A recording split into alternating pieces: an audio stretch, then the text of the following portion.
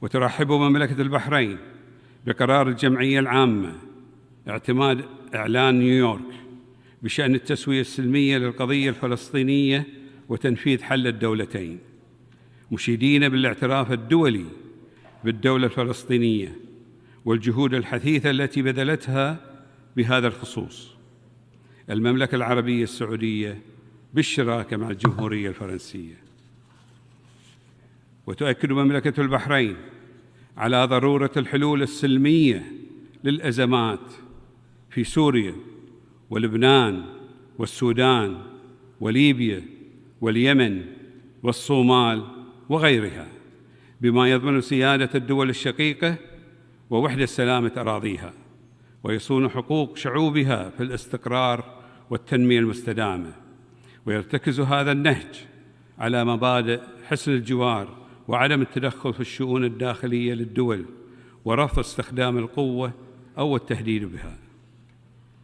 كما تؤكد المملكة على أهمية العمل المشترك لإخلاء منطقة الشرق الأوسط من أسلحة الدمار الشامل وتجنيبها مخاطر سباق التسلح والتصعيد العسكري، وتدعو إلى عودة المفاوضات الأمريكية الإيرانية لحل الملف النووي الإيراني بما يعزز السلم والأمن العالميين. ويتناول المحور الثاني تعزيز ثقافة السلام والتسامح والتعايش والحوار بين الأديان والثقافات، بما يتسق مع مبادئ إعلان مملكة البحرين بشأن حرية الدين والمعتقد، والدعوة لإقرار اتفاقية دولية لمكافحة خطابات الكراهية الدينية والعنصرية، ومنع إساءة استخدام المنصات الرقمية للتحريض على التعصب والتطرف والإرهاب. ويتعلق المحور الثالث لرؤية مملكة البحرين بتعزيز الشراكات الاستراتيجية الدولية من أجل الأمن والسلام والازدهار. وفي هذا الإطار نعبر عن اعتزازنا بالاتفاقية الشاملة للتكامل الأمني والازدهار سيسيبا الموقعة بين مملكة البحرين والولايات المتحدة الأمريكية والمملكة المتحدة، والتي يصفها صاحب السمو الملكي ولي العهد رئيس مجلس الوزراء بأنها نقطة انطلاق لإطار متعدد الأطراف يهدف إلى جمع الدول ذات التوجهات المشتركة في تحقيق الاستقرار والازدهار، ومثالاً فعالاً لرؤية شاملة قائمة على الاحترام المتبادل والأهداف المشتركة. وتسعى بلادي إلى تعزيز شراكاتها مع الدول والمنظمات والتكتلات الإقليمية والدولية، وذلك من أجل مكافحة الإرهاب وتعزيز الأمن السيبراني والأمن الغذائي والمائي والابتكار الرقمي والذكاء الاصطناعي لتوفير بيئة آمنة مستقرة مزدهرة ومستدامة. ويؤكد المحور الرابع على التزام بلادي بتعزيز التعاون الدولي من أجل التنمية المستدامة والتضامن الإنساني ومعالجة الفقر حول العالم. وتتولى المؤسسة الملكية للأعمال الإنسانية في مملكة البحرين تنفيذ العديد من المشاريع الصحية والتعليمية والإغاثية عالمياً، إلى جانب متابعة المملكة تنفيذ مبادرتها التي أقرتها قمة البحرين بشأن توفير المساعدات الصحية والتعليمية للمتضررين من النزاعات والصراعات في المنطقة، دعماً لأهداف التنمية المستدامة وضمان عدم تخلف أحد عن الركب. إن مملكة البحرين إذ تعتز بالتعاون المثمر مع الأمم المتحدة تؤكد حرصها على نقل تجربتها كأحد النماذج الرائدة في الإصلاح والتطوير المستدام وتحديث التشريعات وموطن للتسامح والتعايش والحريات الدينية والعمل الإنساني. ونفخر في مملكة البحرين بأن الإصلاح والتنمية لم تبقى شعارات، بل أصبحت واقعاً يعيشه المواطن البحريني. فشبابنا يقودون الابتكار الرقمي، ونساؤنا يعتلين مواقع قيادية، ومجتمعنا يقدم نموذجاً للتعايش والتعددية. لقد كان هدف حكومة بلادي دائماً أن توفر للمواطنين حياة كريمة في السكن والعمل والتعليم والصحة، لأننا نؤمن أن كرامة الإنسان هي أساس ازدهار الوطن، وهذه الروح ذاتها نريدها أن تكون منطلقاً لإقليم أكثر تعاوناً واستقراراً.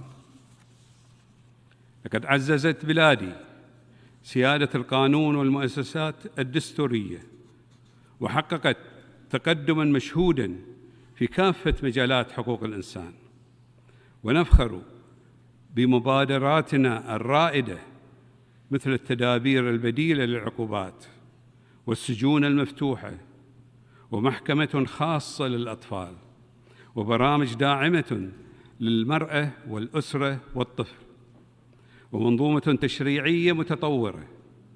كما يواصل اقتصادنا تنويع مصادر الدخل بعيداً عن النفط، مع مساهمة متنامية للقطاعات غير النفطية، وجذب استثمارات تعكس الثقة الدولية المتزايدة. وفي المجال الرقمي تتبوأ بلادي موقعاً متقدماً عالمياً في الابتكار والتحول الرقمي والأمن السيبراني. وقد دعا صاحب السمو الملكي ولي العهد رئيس مجلس الوزراء في خطابه أمام الجمعية العامة العام الماضي إلى إقرار اتفاقية دولية لتنظيم وحوكمة تطوير الذكاء الاصطناعي. وتفخر بلادي بقدرات وكفاءة شبابها، فقد تبنت العديد من المبادرات الرائدة لتمكين الشباب، مثل جائزة الملك حمد لتمكين الشباب بالشراكة مع الأمم المتحدة، وتدشين الشبكة العالمية الداعمة لتنافسية الشباب شبكة الأمل، وكذلك لدعم تقدم المرأة عبر إطلاق جائزة صاحبة السمو الملكي الأميرة سبيكة بنت إبراهيم آل خليفة العالمية لتمكين المرأة في دورتها الثالثة، إلى جانب عضويتنا في المجلس التنفيذي لهيئة الأمم المتحدة للمرأة للأعوام الثلاثة المقبلة. أما في المجال البيئي فنؤكد التزامنا بتحقيق الحياد الكربوني بحلول عام 2060 من خلال الاستثمار في الطاقة النظيفة والتقنيات الخضراء. معالي الرئيسة، السيدات والسادة، إن ما تقوم به مملكة البحرين في الداخل من إصلاح وتنمية هو امتداد لرؤيتنا الأوسع في الخارج، فبناء مجتمع أكثر عدلاً وتسامحاً واستدامة في البحرين هو مساهمة مباشرة في بناء شرق أوسط أكثر أمناً واستقراراً، وعالم أكثر تعاوناً وإنصافاً. من هنا تجدد مملكة البحرين التزامها بميثاق الأمم المتحدة وحرصها على تعزيز التعاون مع المنظمة عبر إطار الشراكة الاستراتيجية للتنمية المستدامة الموقع مع أكثر من 21 وكالة تابعة للأمم المتحدة. كما تؤكد رسالة حضرة صاحب الجلالة الملك المعظم حفظه الله ورعاه بمناسبة الذكرى 80 لتأسيس الأمم المتحدة اعتزاز مملكة البحرين بعضويتها وحرصها على تحقيق الأهداف الإنسانية والتنموية العالمية، وتعزيز الشراكات الاستراتيجية لبناء مستقبل يسوده السلام والعدل والرخاء للشعوب العالم. ومن هذا المنطلق تدعو بلادي إلى إصلاح منظومة الأمم المتحدة لتحسين فاعليتها وشفافيتها في الحفاظ على السلم والأمن الدوليين، وتمثيل الدول النامية في صنع القرار. وتلتزم بلادي خلال عضويتها غير الدائمة المقبلة في مجلس الأمن بتعزيز الحوار وبناء جسور السلام وتكريس التسامح والتعايش ودعم حماية وتعزيز حقوق الإنسان وتحقيق التنمية المستدامة وتعزيز كفاءة المجلس في مواجهة التحديات العالمية. إن القرارات التي نتخذها خلال هذه الدورة لا ترسم فقط حاضرنا، بل تحدد مصير أجيال لم تولد بعد. هل سيرثون عالماً ممزقاً بالصراعات والانقسامات، أم موطناً للسلام والازدهار والتعاون الإنساني؟ دعونا نعمل لتحقيق مضامين شعار هذه الدورة: معاً أفضل لنرتقي إلى مستوى القيم والمبادئ الإنسانية التي نص عليها ميثاق الأمم المتحدة الذي يجمعنا، ولنجعل من هذه الدورة 80 للجمعية العامة نقطة تحول نحو نظام دولي أكثر عدلاً وإنسانية وسلام يرسخ الكرامة ويحقق تطلعات شعوبنا وازدهار يضمن مستقبلنا المشترك. إن الأجيال القادمة تستحق أن نمنحها عالماً يتسع لأحلامها لا يحدها الخوف ولا يطاردها النزاع، ونسأل المولى عز وجل أن يوفقنا جميعاً لما فيه الخير والنماء للبشرية جمعاء في عالم أكثر أمناً وعدالة واستدامة وازدهاراً. وشكراً لكم والسلام عليكم ورحمة الله وبركاته.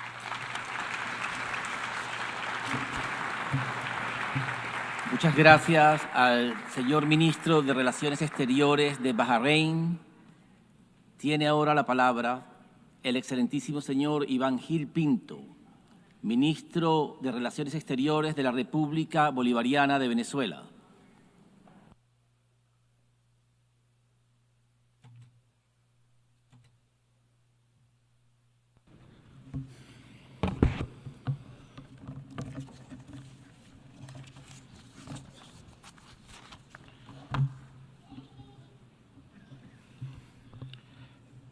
Señor presidente, Venezuela le habla al mundo con la verdad.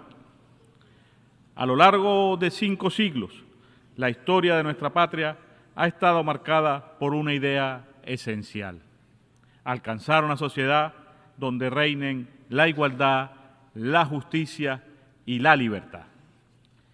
Fue Simón Bolívar, el más grande hombre nacido en tierras americanas, quien, con su palabra y su obra, universalizó el espíritu y el sentir latinoamericano y caribeño. El ideal de que el mundo debe vivir en equilibrio, de que toda lucha por una mejor sociedad debe tener como puerto, como destino final, la paz.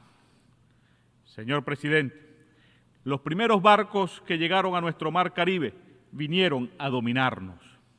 Sometieron a nuestros antepasados por 300 años. Más de 90 millones de habitantes originarios fueron exterminados. Allí comenzó nuestra larga lucha por la resistencia frente al coloniaje y la humillación. 3 siglos después, el Ejército Libertador, formado por negros, indígenas, blancos, mestizos, en el que se mezclaron como iguales esclavos, campesinos y hombres libres de todo el continente, salieron desde las costas del mar Caribe hasta las alturas de Ayacucho y liberaron para siempre a Sudamérica. Señor presidente, hemos sido un país que aprendió a luchar por su destino.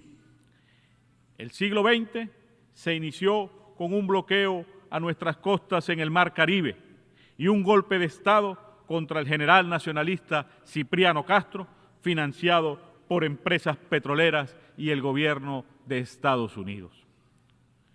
Fue un siglo de duras disputas entre el ideal de una nación que reclamaba el disfrute soberano de su riqueza para su desarrollo y gobiernos títeres que subordinaron al país a intereses extranjeros e imperialistas.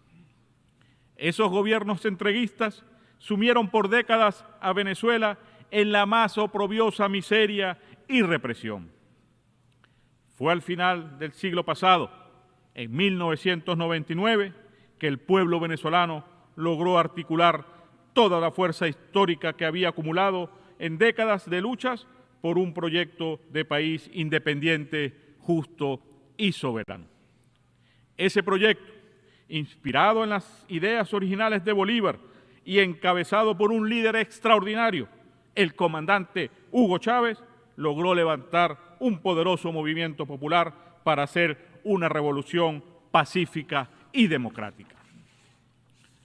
Señor presidente, desde el primer día, el presidente Chávez asumió con valentía una política petrolera nacionalista y soberana y emprendió una jornada histórica para recuperar la Organización de Países Exportadores de Petróleo como gran instrumento multilateral y garantía de la seguridad energética del mundo.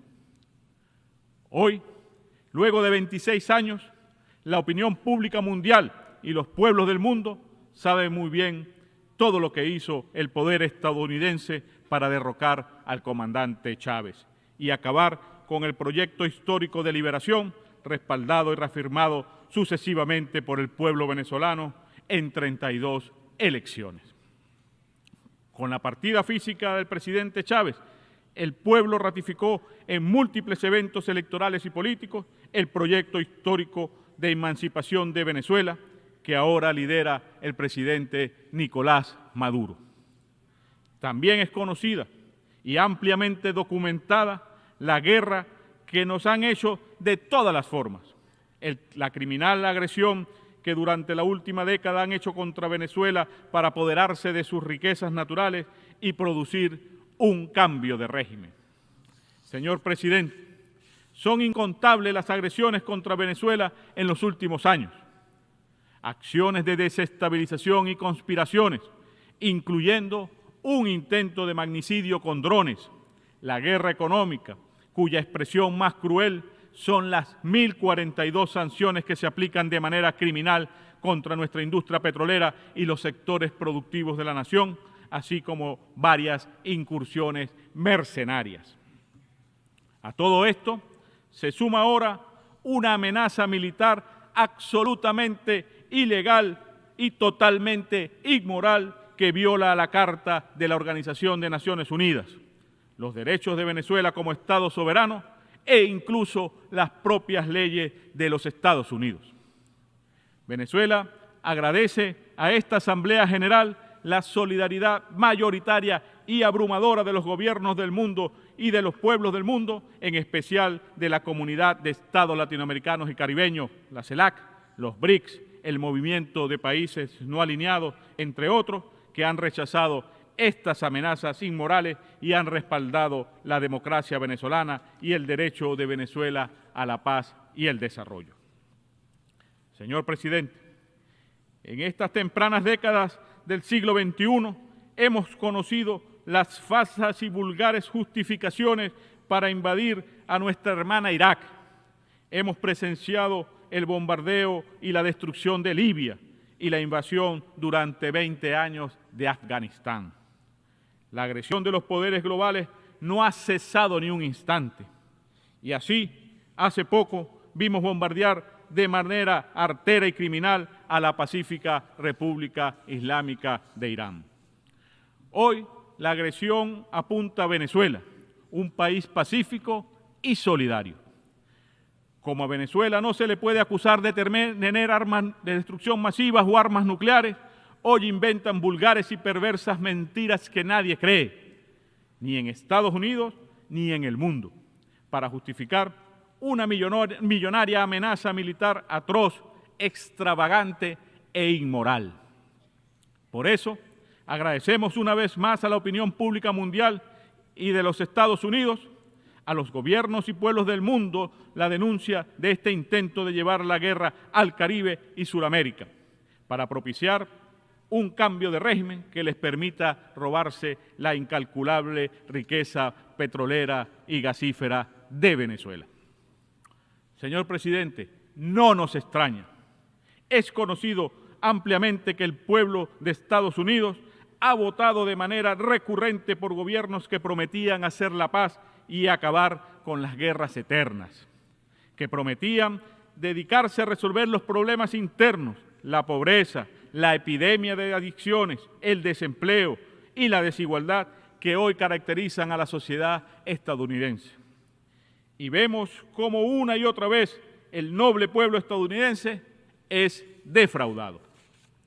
Por eso, Venezuela hoy ratifica su vocación bolivariana de paz, de autodeterminación y asume plenamente, con base a la Carta de las Naciones Unidas, su derecho a defender su soberanía y a defender la paz del Caribe y de toda Sudamérica. Venezuela forma parte del nuevo mundo pluripolar que ha nacido.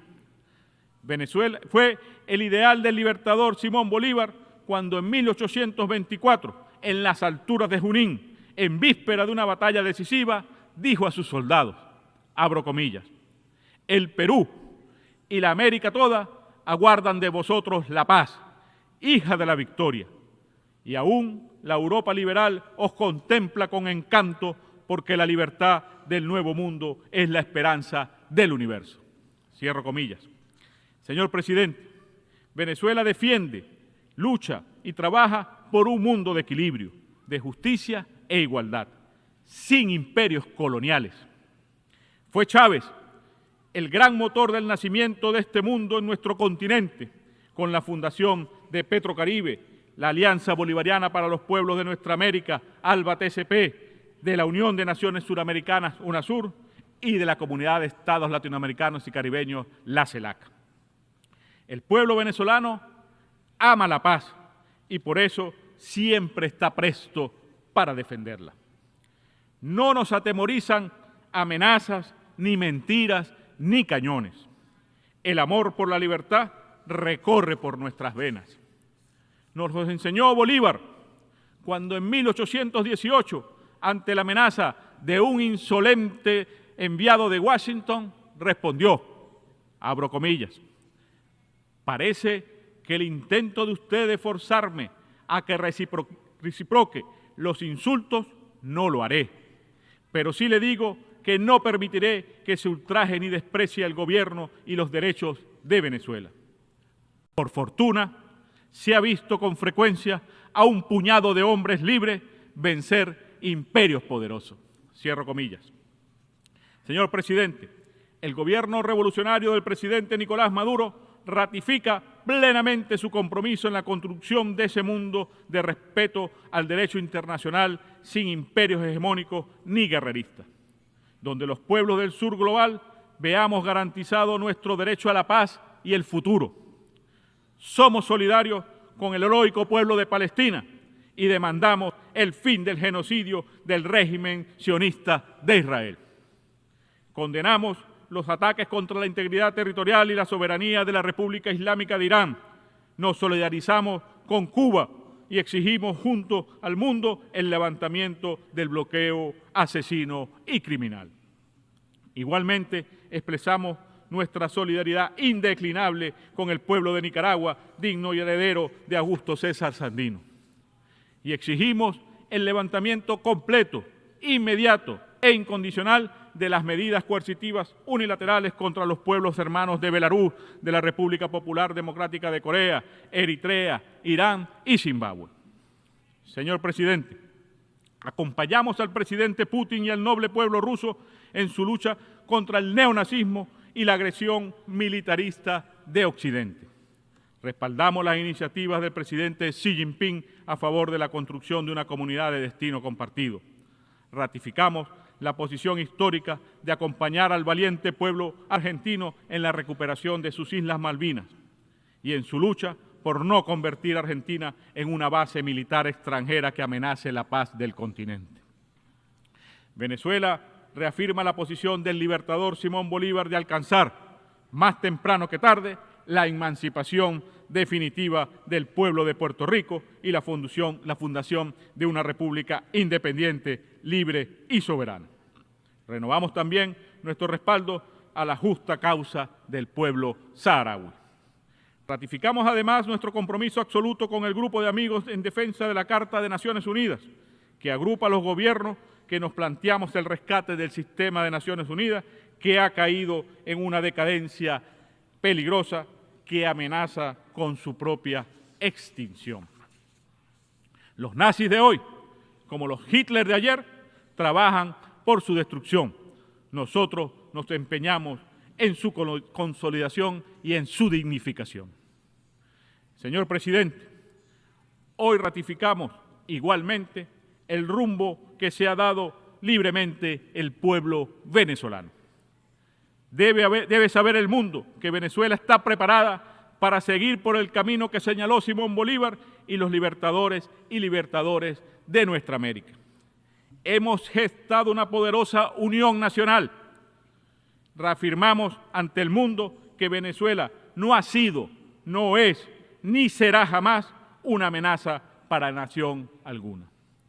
Venezuela ha sido y es y será siempre una esperanza en la construcción de una nueva humanidad, de un mundo de iguales, sin imperios, sin chantajes ni amenazas.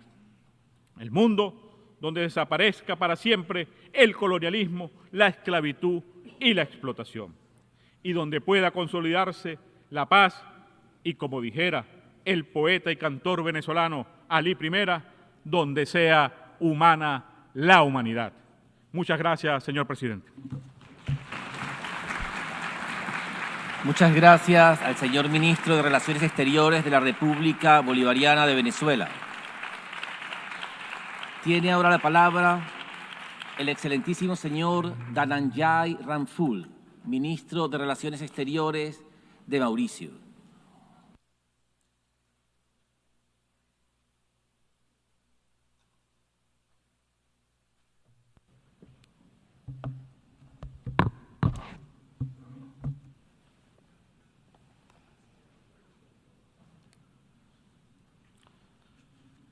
Your Excellency, the President of the General Assembly, Your Excellency, the Secretary General of the United Nations, Excellencies, distinguished delegates. 80 years ago, in the aftermath of the atrocities and horrors of the deadliest conflict in human history, the UN Charter was signed as a promise that future generations will be spared from the scourge of war. States would pursue global peace.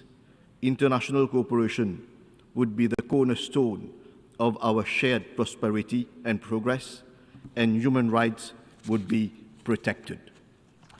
The theme, Better Together, 80 years and more for peace, development, and human rights, resonates deeply with these founding ideals of our organization.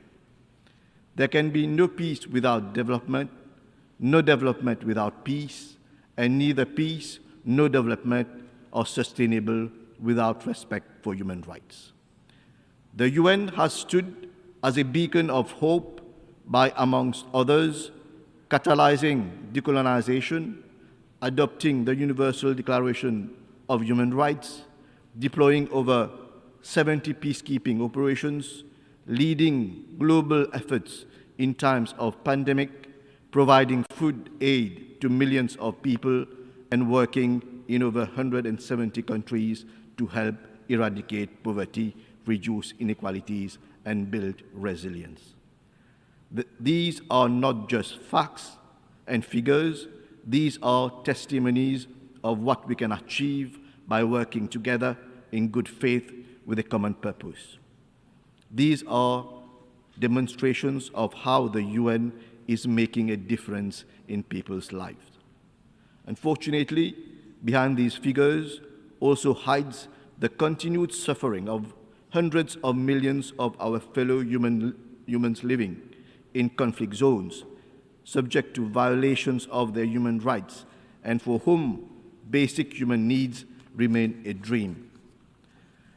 The winds of conflicts are blowing across almost all continents, all marked with blatant violations of international law.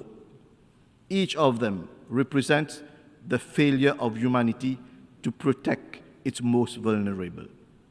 Each of them is a failure of diplomacy and the upholding of international law. In addition, protectionism and the consequences of the COVID-19 pandemic have put at stake the livelihoods of millions of people, especially in the developing world. Chair, relations between states should not be a zero-sum game. For the last 8 years, the UN has been a forum that allowed coordination and harmonization in the pursuit of common goals. For the continued relevance of the multilateral decision-making system, its legitimacy has to be restored. It should respond to the needs of all, and especially the Global South. We welcome the holding of the various conferences this year, bringing together the world community to chart the path for future cooperation for our common good. For instance, we met in Nice for the Ocean Conference and in Sevilla for the Conference on Financing for Development. Later this year, we will meet in Doha for the World Social Summit and in Belém for COP30.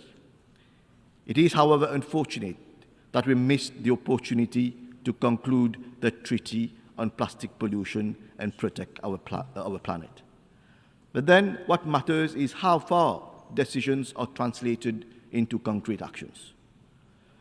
Chair, the world today is facing what may be accurately described as a polycrisis: persistent conflicts, climate emergencies, environmental degradation, growing inequalities, cybercriminality, exacerbated by artificial intelligence. This begs the question: is the UN, with its current operational structure, equipped to face the challenge? We need a more efficient and effective organization. I welcome the Secretary General's UN 80 initiative, an opportunity to reimagine the future of multilateral cooperation, a UN system that responds to the new and complex challenges of today while preparing the ground for future generations. Mauritius supports the long overdue reforms of the Security Council and the revitalization of the General Assembly. Reform of the Security Council is essential for the future of the United Nations and global emancipation. As our organization turns 80, the Security Council membership should reflect the realities of today. It needs to be inclusive, representative, and accountable. Africa makes almost 30% of the UN membership, yet it is unrepresented in the permanent category in the Security Council. Africa has the legitimate right to have its say in matters of the world, with no less than 2 permanent seats on the Security Council. India has now emerged as a major global player and should have a permanent seat on the Council commensurate with its constructive role in global affairs. Mauritius also supports the G4 and the L69 in their efforts to promote a constructive dialogue on a more representative and equitable composition of the Security Council. Mr. President, Mauritius is fortunate to have a robust and viable democratic system. The new government elected in November last has been entrusted with the duty of making Mauritius better and bringing the people together, a mission that echoes well with the theme of this 80th session. Mauritius will continue to place people at the center of its national development, with particular focus on women, youth, and vulnerable groups. True prosperity can only be achieved when economic growth, social inclusion, and environmental sustainability advance together. Mauritius remains committed to this path. As a small island developing state, faced with the devastating impacts of climate change, external economic shocks, and geopolitical uncertainties, we value multilateralism. We value the role of the UN in shaping a world governed by the rule of law and not allowing the force of anarchy to take over. Chair, in 2015, we committed to the global ambition of ending poverty, protecting our planet, and ensuring that all people enjoy peace and prosperity through the UN Agenda 2030. We are just 5 years from our own deadline. Globally, the SDGs are far off track. Finance remains the major challenge faced by SIDS like Mauritius. We need long-term investment in sustainable development and strong multilateral cooperation. Climate change is a reality. Mauritius is not spared from its cataclysmic impact. Episodes of prolonged droughts, flash floods, and cyclones are more and more frequent. Air temperature has increased by up to 1.39 degrees Celsius. Sea level is rising by 8 millimeters per year compared to the global average of 3.3 millimeters. The socio-economic challenges posed with these irreversible changes are enormous for us to face alone.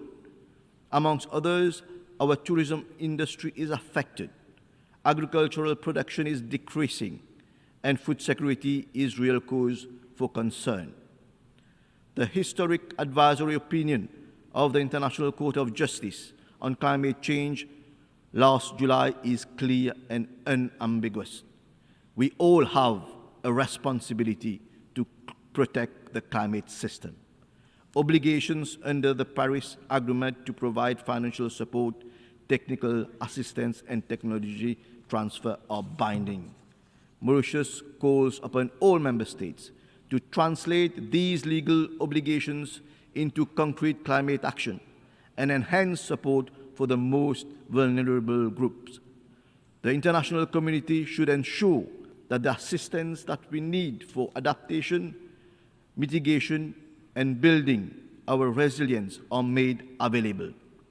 Chair, we are pleased to note the greater recourse to the ICJ in recent years.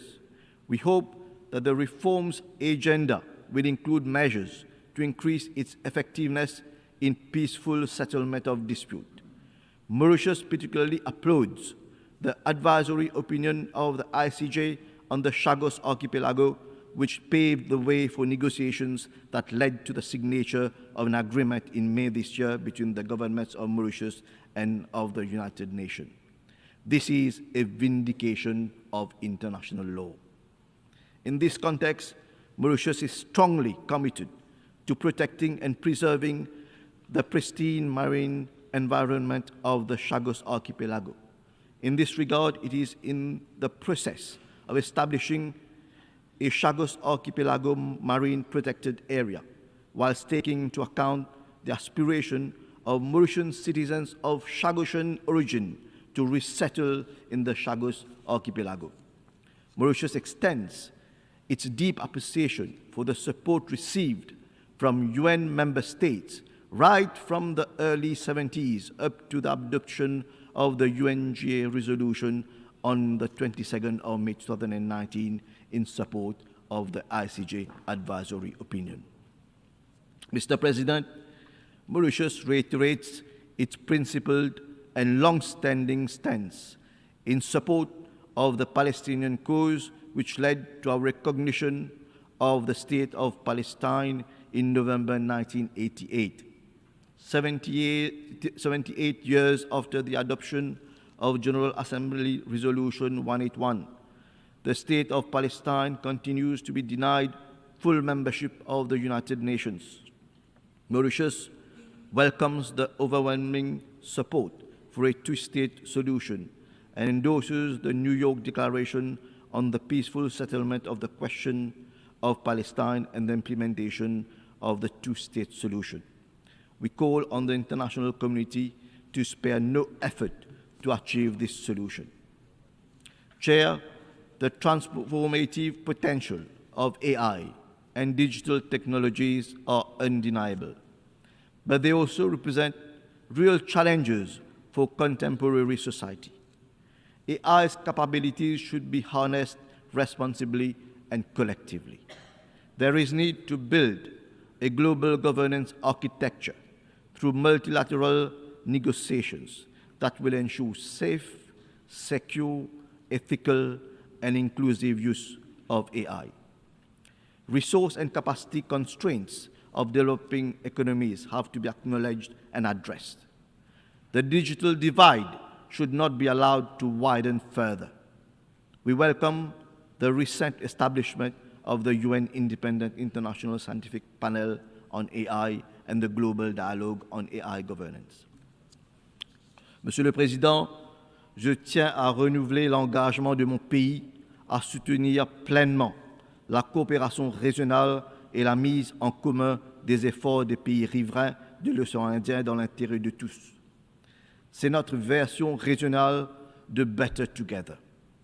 Maurice est honoré par la présence sur son territoire des sièges de deux organisations des pays de l'océan Indien, notamment la Commission de l'océan Indien et l'Association des pays riverains de l'océan Indien.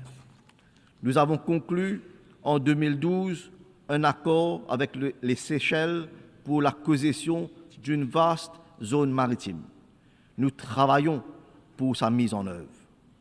Je tiens à rappeler qu'après la reconnaissance de notre souveraineté sur l'archipel des Chagos par le Royaume-Uni, Maurice s'attend au même dénouement en ce qu'il s'agit de notre souveraineté sur l'île de Tromelin.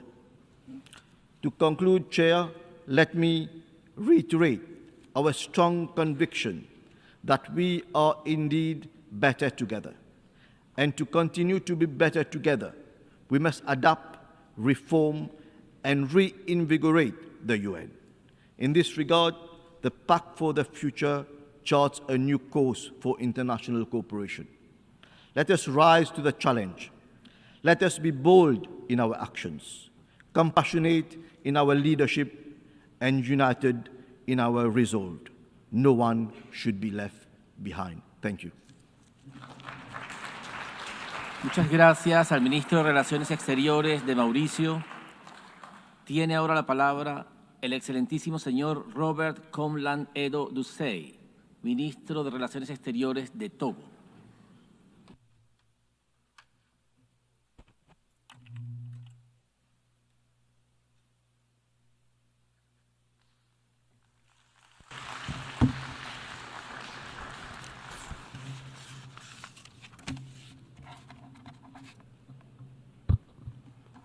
Madam the President of the 80th session of the United Nations General Assembly, Excellencies, Head of State and Government, distinguished Head of Delegation, Mr. Secretary General of United Nations, ladies and gentlemen, I would first like, on behalf of the President of the Council of Togo, His Excellency Faure Gnassingbé, the government and the people of Togo, to extend our warm congratulations to Madame Analeka on her election as the President of this 80th session of our General Assembly.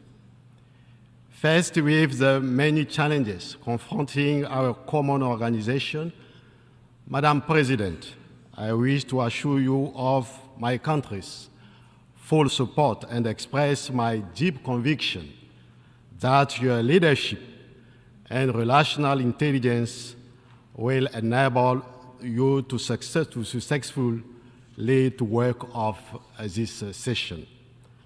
I also wish to pay well-deserved tribute to your predecessor, Mr. Yang, for the practical wisdom and constant availability we demonstrated in leading the work of the 79th session.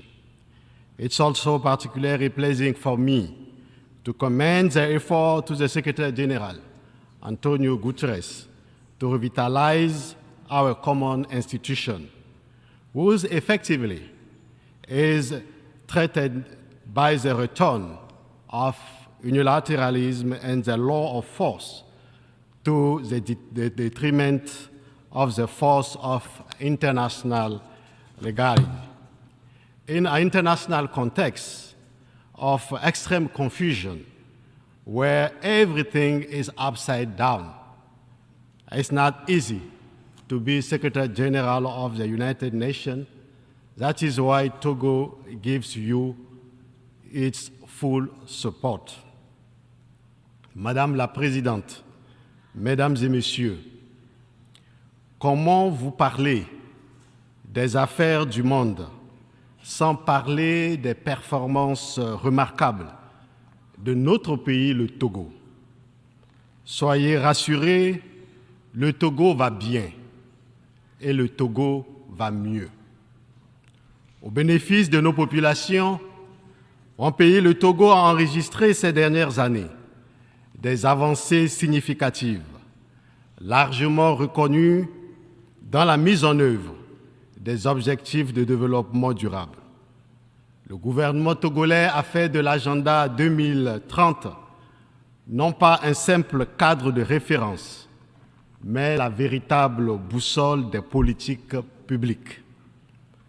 Plus de 70% des cibles des ODD sont désormais intégrées dans les stratégies nationales, en particulier à travers la feuille de route gouvernementale 2020-2025, qui s'articule autour de 4 piliers essentiels: le social, l'économie, l'environnement et la gouvernance. Par exemple, au titre des réformes liées à l'amélioration des systèmes de gestion des finances publiques et de pilotage des investissements publics, le gouvernement togolais a mené des actions remarquables que je m'amuserai à vous citer. La digitalisation et la simplification des procédures fiscales et douanières ayant accru la mobilisation des recettes fiscales de l'Office togolais des recettes, l'opérationnalisation du guichet unique de dépôt des états financiers qui permet de faire un seul dépôt d'états financiers numérisé, le renforcement du cadre juridique de la commande publique avec notamment l'adoption des lois relatives aux marchés publics et aux contrats partenariats public-privé en 2021. La possibilité au Togo de tenir des audiences en ligne, la réduction des délais des procédures et actes judiciaires, etc., etc. Nous pouvons encore vous donner d'autres exemples et de façon générale, les différentes réformes opérées par le gouvernement togolais sous le leadership du président Faure Sozimnania Singbe dans sa feuille de route 2025 ont permis la réalisation de plusieurs projets que nous pouvons vous citer. Aujourd'hui, si vous venez au Togo, 90,7% d'accessibilité géographique aux soins de santé depuis 2023, soit une augmentation de 19,3% depuis 2020. Le lancement de l'assurance maladie universelle pour 3 millions de personnes sont couvertes par cette assurance, y compris les élèves couverts par le School AMU. 86% d'accès en eau potable en 2024, soit une augmentation de 26% depuis 2020. 74,5% d'accès à l'électricité avec la réduction de la dépendance énergétique de l'extérieur, de 64% en 2020 à moins de 50% en 2025.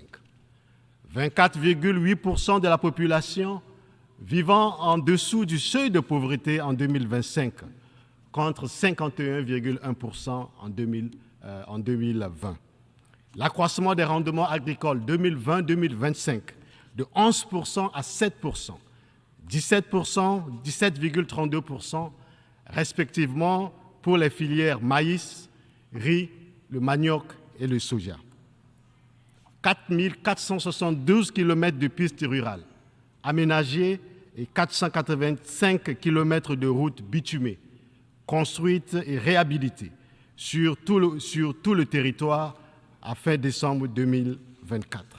Nous pouvons continuer à vous citer des exemples où vous verrez qu'effectivement, le Togo va mieux. 60% aujourd'hui des côtes du Togo sont protégées contre l'érosion côtière.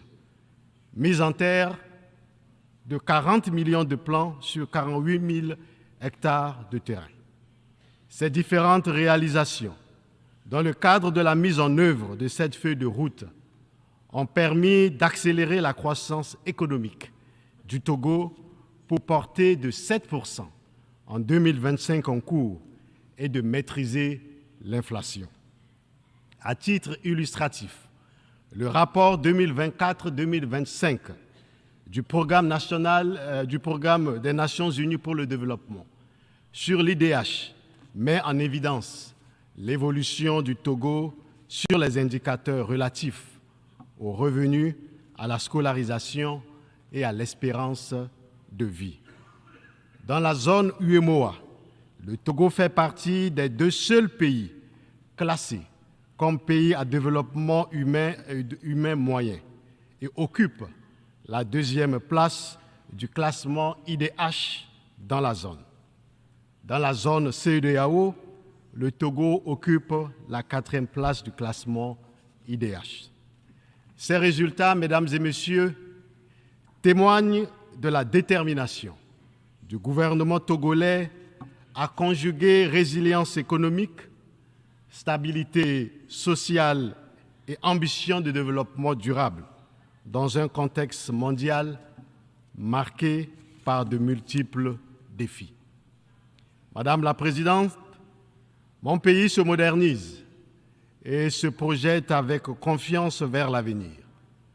Mais les efforts ainsi consentis ne sont pas à l'abri des menaces terroristes qui pèsent sur le Sahel et l'ensemble de l'Afrique de l'Ouest.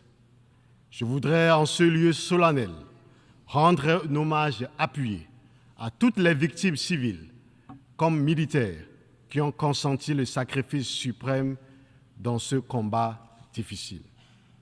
Madame la Présidente, Mesdames et Messieurs, cette année 2025, les Nations Unies ont 80 ans d'existence. Et 80 ans, c'est l'âge de la maturité et aussi du bilan. Nous devons reprendre la main sur le cours des événements pour les orienter vers l'édification d'un monde moins heurté et plus juste. Pour cela, le monde ne peut rester inaudible face aux voix qui résonnent de toutes parts pour réclamer le changement de l'ordre international qui a été imposé par un petit groupe d'États aux intérêts tantôt convergents, tantôt divergents, il y a 8 décennies. Mesdames et Messieurs, comme vous le saviez, l'Union africaine a choisi pour thème l'année 2025 « Justice pour les Africains et les personnes d'ascendance africaine par les réparations ». C'est à la lumière de cette ardente soif de justice qu'il faut comprendre le combat actuel de l'Afrique pour les réparations. L'Afrique réclame la justice et son pendant, la réparation. L'Afrique réclame justice pour avoir été humainement pillée et humiliée à travers l'esclavagisation de ses fils et de ses filles pendant plus de 4 décennies. Plus de 20 millions d'Africains ont été arrachés à leurs familles et déportés vers les Amériques, où ils ont été mis en esclavage. Les âmes de ces millions d'hommes sont en attente de justice. L'Afrique réclame justice pour avoir été désorientée et profondément perturbée dans sa trajectoire historique par près d'un siècle de colonialisme. L'Afrique réclame justice pour avoir payé de son sang et de ses ressources la prospérité d'autres continents. L'Afrique réclame justice parce qu'en 80 et 90% de son patrimoine culturel se trouve aujourd'hui dans des musées à l'étranger. L'Afrique réclame justice parce que des restes humains africains demeurent entre les mains des étrangers en dehors du continent et en violation des lois sacrées de l'humanité. L'Afrique réclame justice parce que sa contribution significative à la victoire sur les ténèbres du fascisme au XXe siècle a été négligée lors de la fondation des Nations Unies où nous sommes aujourd'hui en 1945. L'Afrique réclame justice parce qu'elle a été exclue 80 ans des instances décisionnelles du monde. L'Afrique réclame justice parce que le Conseil de sécurité est assis sur le droit de ses peuples à une juste et équitable représentativité en son sein. Autrement dit, mesdames et messieurs, dear friends, Africa demands justice because its children continue to be victims of racism and humiliation around the world. Africa demands justice because, as has been said, there exists a unique and unprecedented moral debt toward African people, which has not yet been paid. Humanity has never been so humiliated as it was through the enslavement of the Forbes and the colonization of Africa, the cradle of our human civilisation. Soyez rassurés, mesdames et messieurs, l'Afrique n'est pas tournée vers le passé. Nous n'invoquons pas la mémoire ici de l'esclavage et de la colonisation pour ressasser les douleurs du passé. Nous le faisons pour construire un avenir de justice et d'équité pour tous et pour toutes. Mesdames et messieurs, pour illustrer mes propos, je voudrais commencer à vous montrer une carte du monde. Regardez, mesdames et messieurs, s'il vous plaît, cette carte du monde. Une carte qu'on a tous étudiée à l'école. Cette carte-là. On l'appelle un planisphère. En langage technique, on l'appelle la projection de Mercator, du nom du cartographe que vous connaissez tous, Mercator. Et sur cette carte, vous voyez vous-même qu'on utilise tous, il y a un problème. Si vous ne voyez pas le problème, je vais vous aider à comprendre ce problème en tant qu'Africain. À la vérité, la projection Mercator, héritée du XVIe siècle, réduit le continent africain d'environ moitié, tout en grossissant l'Europe et l'Amérique du Nord.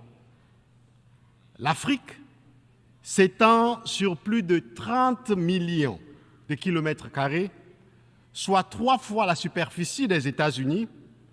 Pourtant, sur nos cartes du monde, elle paraît à peine plus vaste. Avec une superficie de 30,3 millions de kilomètres carrés, y compris toutes les îles, elle couvre 20%, l'Afrique, couvre 20% de la superficie terrestre, 6% de la superficie globale. avec près de 1,4 milliard, voire bientôt 1,5 milliard d'habitants en 2025 ou 2030. Donc, elle représente environ 18% de la population mondiale. La taille de l'Afrique ici est minimisée intentionnellement. Elle est minuscule, de la même taille que le Groenland ou la Russie, et pourtant c'est faux. C'est faux. On pense que la taille réelle du continent, avec ses 54 pays, est plus grande que celle qui est représentée sur cette carte. À la vérité, l'Afrique seule peut contenir les États-Unis, la Russie, l'Inde, la France, la Grande-Bretagne et la Chine. C'est pourquoi, mesdames et messieurs, en soutien à l'Union africaine, le Togo appelle à corriger la représentation de l'Afrique sur la carte du monde. Avec la campagne que nous demandons aux Nations Unies de soutenir. Le nom de cette campagne, c'est Correct the Map. Il faut décoloniser la géographie. Il faut une nouvelle carte politique de l'Afrique. Ladies and gentlemen, you also understand why at the Second African and Caribbean Summit, head of the 7th September in Addis Ababa, Ethiopia, Africa and the Caribbean reaffirmed their determination to put the fraternal transcontinental partnership at the service of reparative justice for Africans and African descendants, and emphasize the need to move toward the creation of an African Union Decade for Justice for African and African descent people. I wish here to salute our brothers and sisters in the Caribbean who grasped the meaning of this struggle. You have understood that by standing together for the cause of reparation, we will advance in more effectively. This too is the essence of the Pan-Africanism. A Pan-Africanism for justice and for the cause of reparations. It was the same test for justice that promoted Togo to submit to the deliberative bodies of the African Union, the initiatives that led the decision adopted by the Assembly of Head of State and Government of our continental organization on 16 February 2000 this year to classify slavery, deportation, and colonization as crimes against humanity and genocide against the people of Africa. This decision marks a major event for Africa and people of African descent, for it counters the logical whereby descendant of perpetrators dictate the term of the debate and name the crimes, rather than the rightful have the people who suffer those crimes in the flesh. Mesdames et messieurs, les Nations Unies ne doivent pas rester indifférentes à la justice réparatrice, puisque les crimes et les injustices passées non réparés, où qu'ils soient, fournissent du carburant aux crises et conflits de notre temps et alimentent ceux à venir. Les crises actuelles se nourrissent des injustices du passé, non soldées, parce que les peuples ont la mémoire de leurs blessures. La réparation des crimes et des injustices du passé fait partie des recettes qu'il nous faut pour repacifier le monde et les relations entre les civilisations. L'Afrique, en tant que continent de résilience et d'espoir, incarne cette nécessité de justice réparatrice. La reconnaissance des injustices du passé, en particulier à travers des actions concrètes en faveur des réparations, constitue une étape indispensable pour établir une paix durable et une cohésion sociale.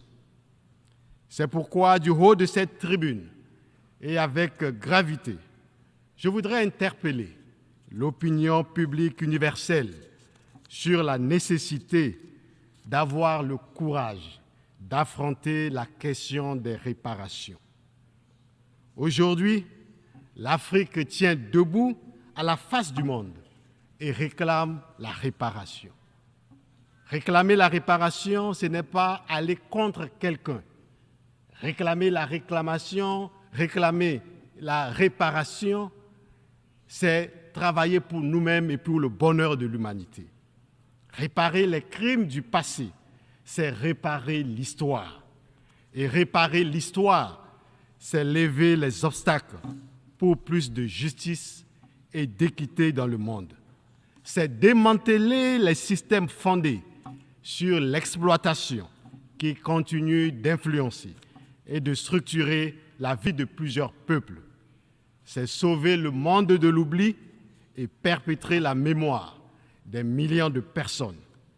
C'est agir à la vérité au présent pour corriger les préjudices du passé. C'est libérer le monde de la discrimination et du racisme.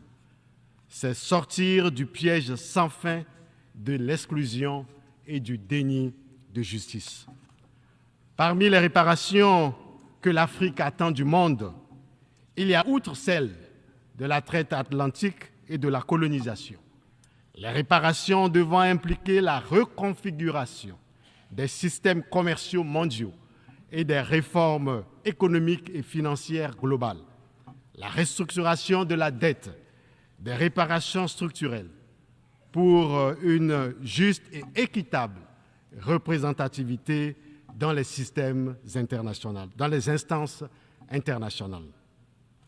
Les réparations que nous exigeons ici ne consistent pas seulement à une compensation matérielle. Elles doivent aussi prendre la forme d'investissements durables dans l'éducation, dans les infrastructures, dans la santé, dans les sciences et la technologie, qui permettront à l'Afrique de rattraper le retard accumulé et de libérer pleinement son potentiel.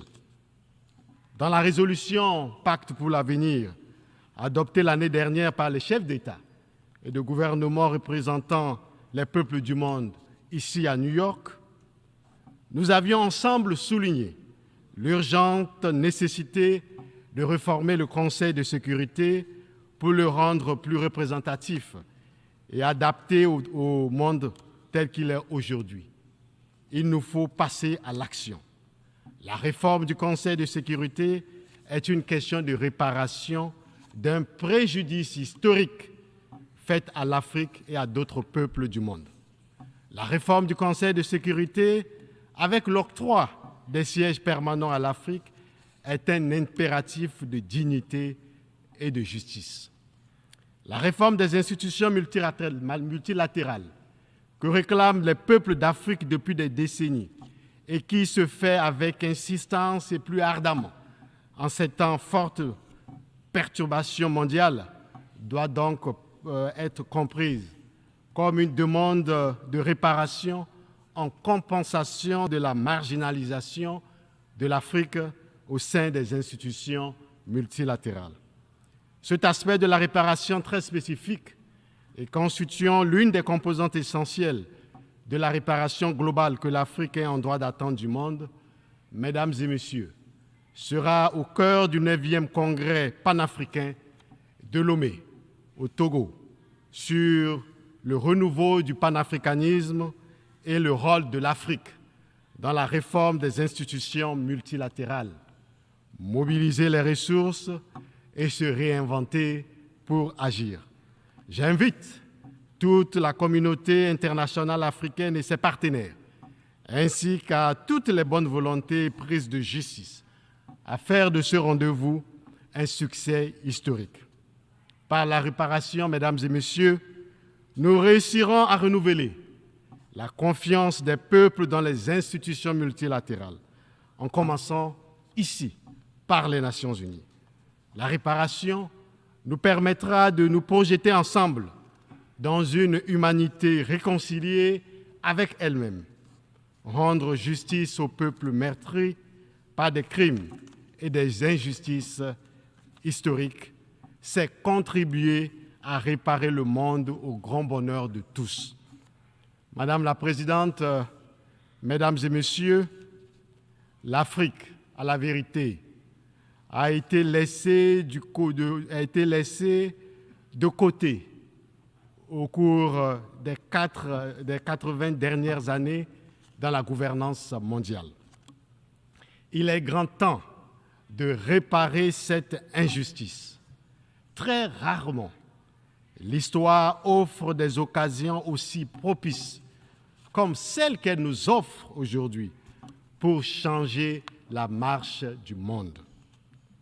Après tant d'injustices historiques contre l'Afrique, le moment est venu de les réparer dans la perspective d'une éthique de la repentance et de la reconstruction d'une nouvelle relationnalité. Ce combat que nous menons, mesdames et messieurs, n'est pas un combat africain. Il s'agit d'un combat pour l'humanité. Un combat pour que jamais plus, les injustices du passé ne dictent les inégalités du présent. C'est pourquoi nous demandons aux Nations Unies, à son tour et pour sa propre crédibilité, de qualifier la traite transatlantique, la colonisation, l'esclavage, la déportation comme non seulement des crimes contre l'humanité, mais et surtout des génocides contre des peuples d'Afrique. Oui, c'est un génocide, et je vous remercie. Muchas gracias al ministro de Relaciones Exteriores de Togo. Hemos escuchado la última intervención en el debate general de esta sesión. Continuaremos el debate general mañana a las 9 horas en este mismo salón. Se ha solicitado el ejercicio del derecho a contestar. Quisiera recordar a las delegaciones que las declaraciones en ejercicio del derecho a contestar se limitan a 10 minutos para la primera intervención y a 5 minutos para la segunda intervención, y que deberán formularse desde sus respectivos asientos. Tiene la palabra la República Islámica de Irán. Bismillah ar-Rahman ar-Rahim. Mr. President, it is regrettable for the United Nations, for humanity, and for the cause of justice that an individual who is wanted by the International Criminal Court has been granted the opportunity to address this esteemed body. An individual who bases in the blood of innocent children must not be granted the opportunity to address the United Nations, an organization whose foremost purpose is to uphold international peace and security. This is a disgrace to peace, justice, humanity, and morality. It is preposterous that a regime that persistently violates each and every principle of this organization is allowed to lecture this body instead of being expelled per Article 6 of the Charter of the United Nations. Why should we extend our attention to the address of the representative of the regime whose conduct is diametrically opposed to everything this organization stands for? The Israeli regime is inherently founded on aggression, occupation, oppression, apartheid, and terror. From its very inception up until the present day, this warmongering and expansionist regime has waged tens of wars, invaded not only all countries around it without exception, but also other countries in the region. In the past 2 years alone, it has invaded Gaza and the West Bank, Lebanon, Syria, Yemen, Iran, and Qatar. Yet even this is not enough for this occupying regime, as evidenced by the recent declaration by its criminal prime minister of their illusion to create Greater Israel, a plan that necessitates invading at least 4 more countries. Given this vast, dark resume, is there any question who is the true principal enemy of peace and the main source of insecurity and instability in West Asia? One must also seriously ask, isn't there conduct real threats to and material breaches of the peace? Last year, my delegation warned that if unchecked, the Israeli regime would commit further aggressions. Unfortunately, this was not heard. We warn again that if unchecked, the Zionist regime will spare no efforts to drag the entire region into a full-scale war.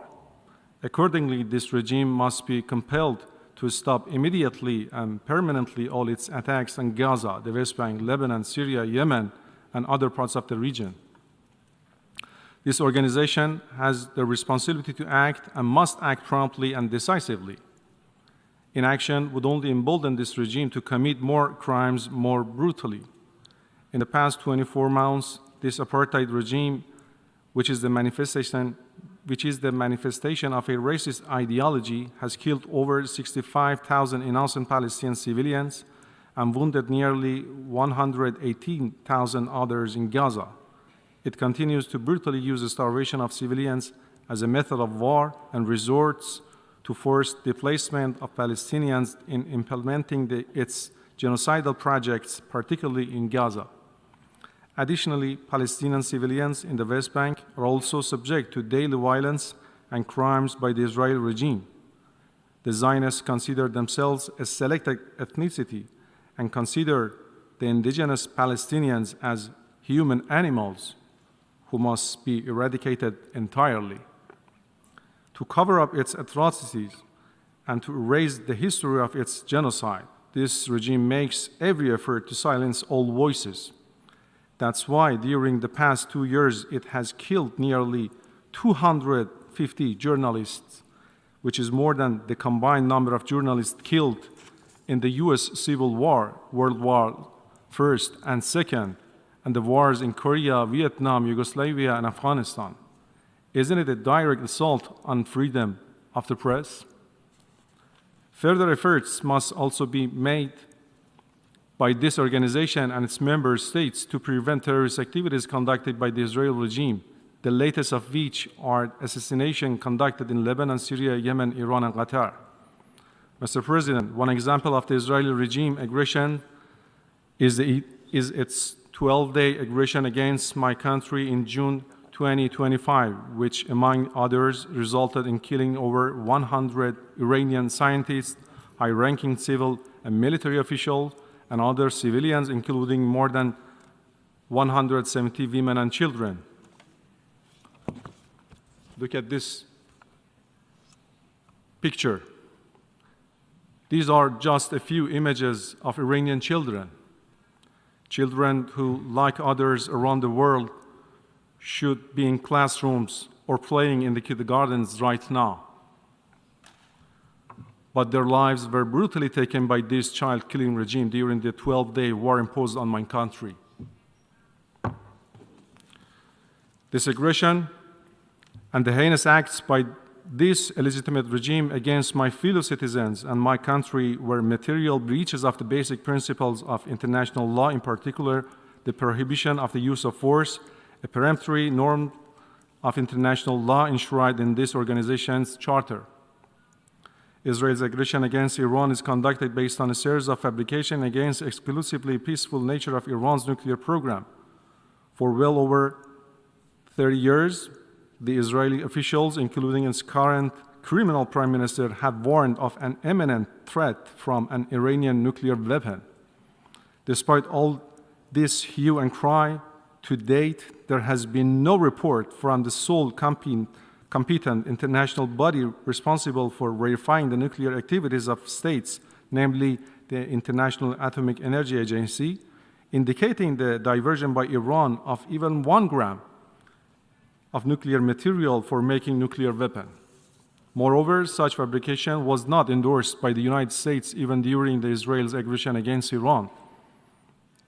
At the same time, one must not forget that, in fact, the clandestine nuclear weapons program of the Israeli regime and its nuclear weapon arsenals constitutes the real source of a serious threat to peace and security in the region and beyond. Today, once again, the Israeli regime made a series of old and new accusations against my country. They are all totally rejected, and I don't want to even dignify them with an answer. This is an unsuccessful attempt to distract attentions away from crimes committed by this regime. It has not only committed all 4 core international crimes, namely the crimes of aggression, genocide, war crimes, and crimes against humanity, but also committed them all systematically, simultaneously, and in the most brutal manner. In fact, like brutality, deception, disinformation, and duplicity are also in the DNA of the Israeli regime and constitute an inherent part of its weapon of mass deception. In fact, however, with all crimes committed by this regime during the past 2 years, no amount of deception and disinformation campaign can cover up its unlawful and inhuman conducts.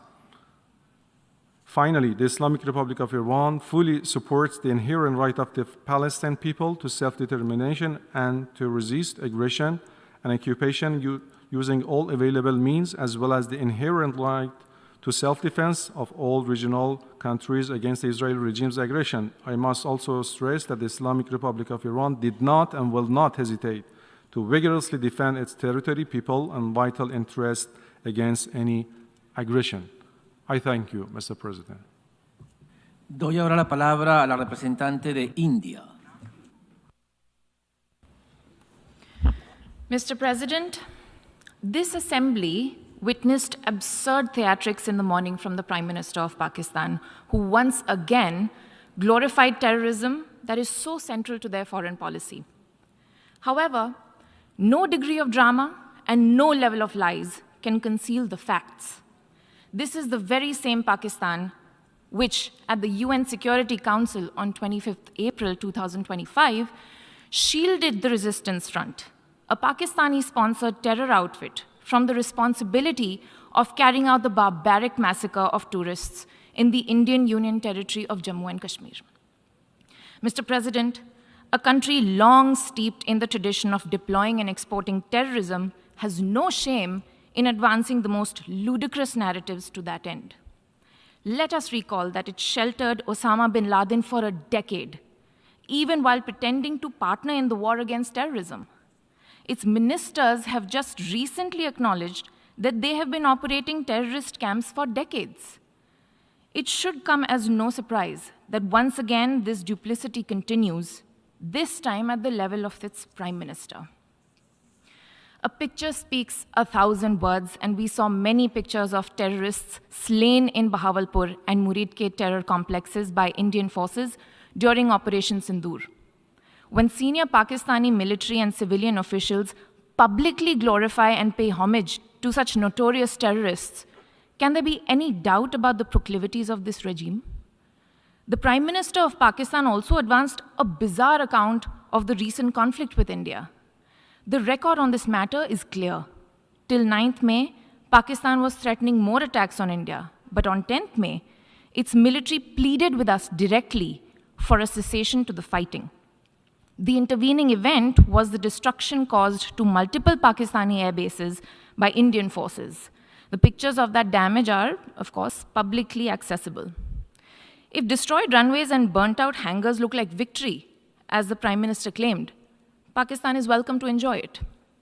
The truth is that, as in the past, Pakistan is responsible for a terrorist attack on innocent civilians in India. We have exercised the right to defend our people against such actions and have brought the organizers and perpetrators to justice. The Pakistani Prime Minister has spoken about wanting peace with India. If he is indeed sincere, the pathway is clear. Pakistan must immediately shut down all terrorist camps and hand over to us terrorists wanted in India. It is also ironic that a country which wallows in hate, bigotry, and intolerance should preach to this assembly on matters of faith. The political and public discourse of Pakistan reflects its true nature. Clearly, a look by them at the mirror is long overdue. Mr. President, India and Pakistan have long agreed that any outstanding issue between them will be addressed bilaterally. There is no room for any third party in that regard. This is our long-standing national position. Where terrorism is concerned, we are making it clear that there will be no distinction between the terrorists and their sponsors. Both will be held accountable. Nor will we allow terrorism to be practiced under the cover of a nuclear blackmail. India will never bow to such threats. India's message to the world is clear.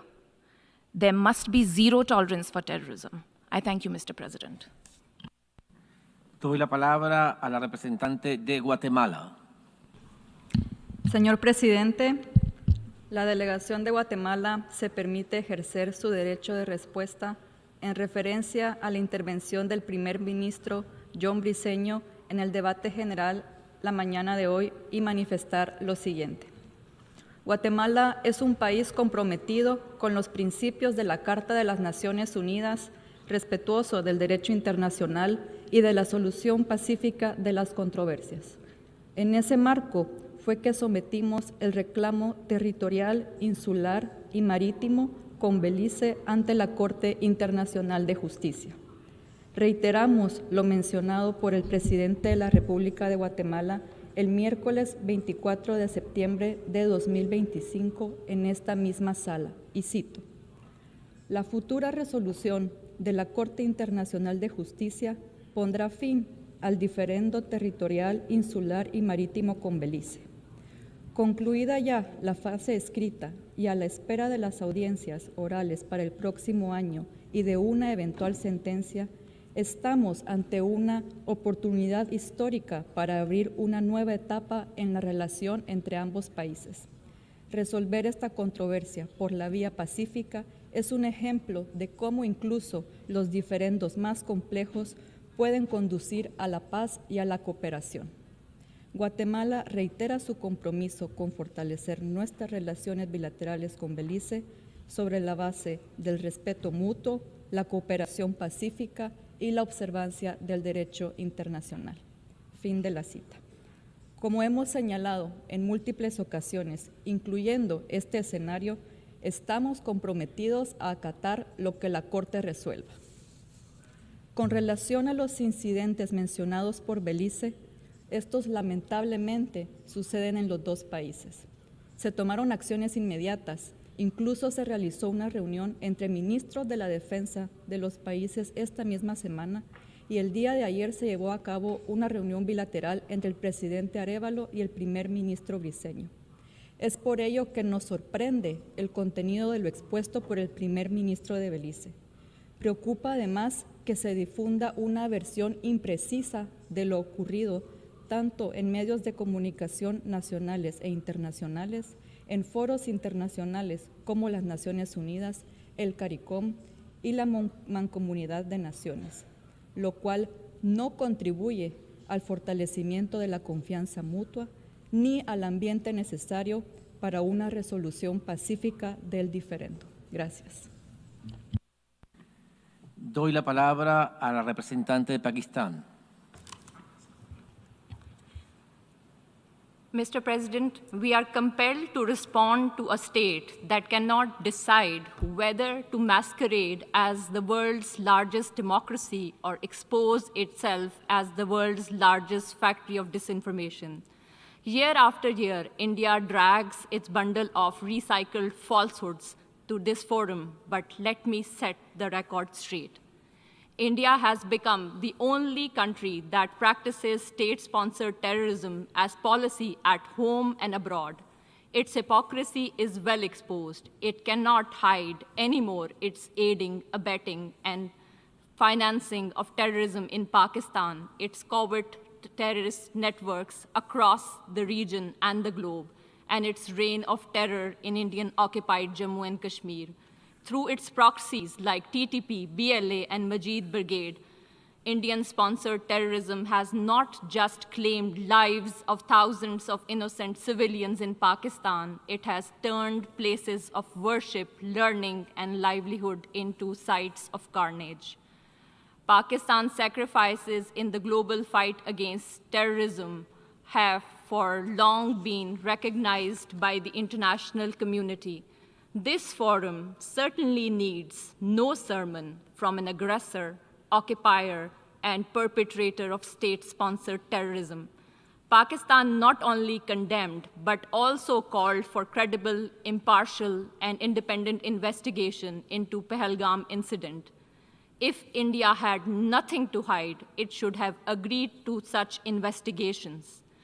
After the incident, despite calls for restraint, dialogue, and diplomacy by the international community, India escalated the situation and committed unwarranted aggression against Pakistan from 7 to 10 May 2025, killing innocent men, women, and children.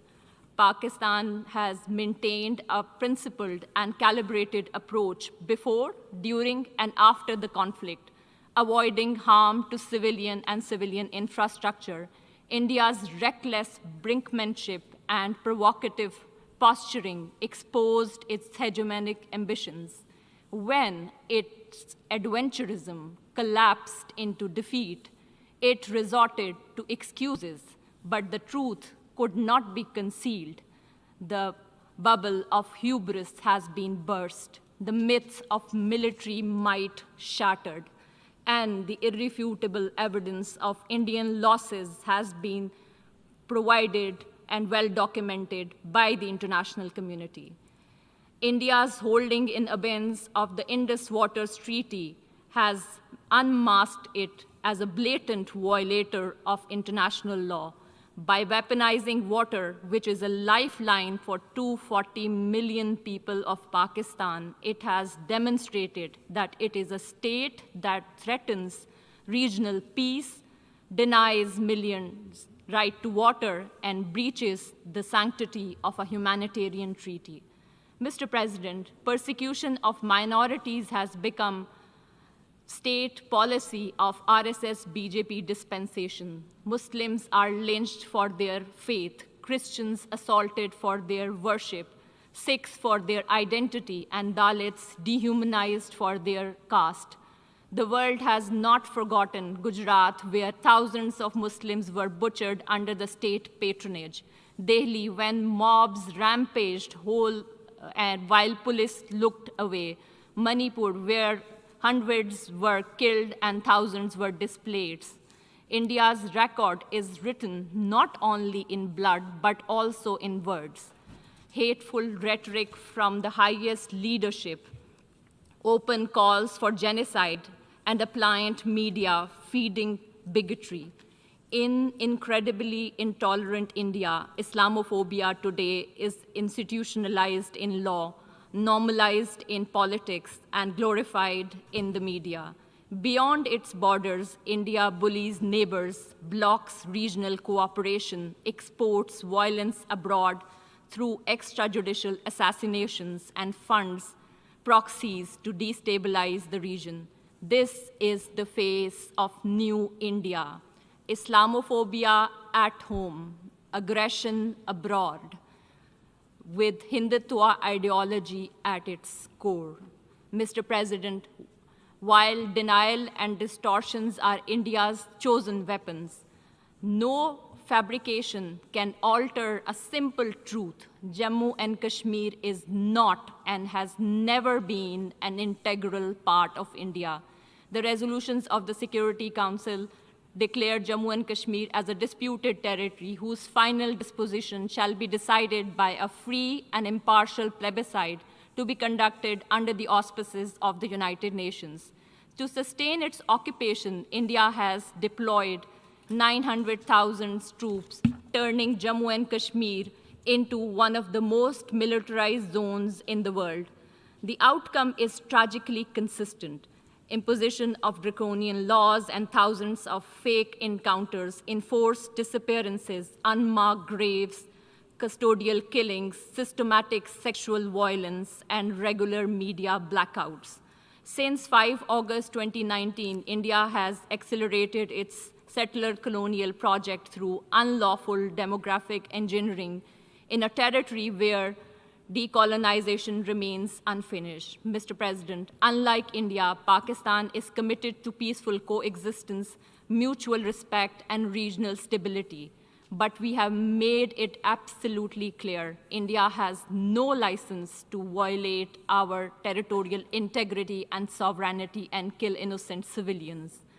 If aggression is imposed on us, we will respond, and we do that with courage, resolve, and strength, as we did in Operation Banyanul Marsoos.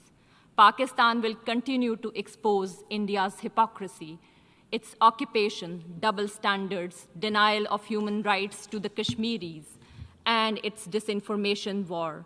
We will not let hollow rhetoric distract from the core issue.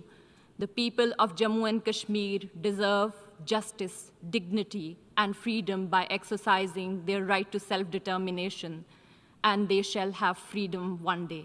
I thank you. Se levanta la sesión.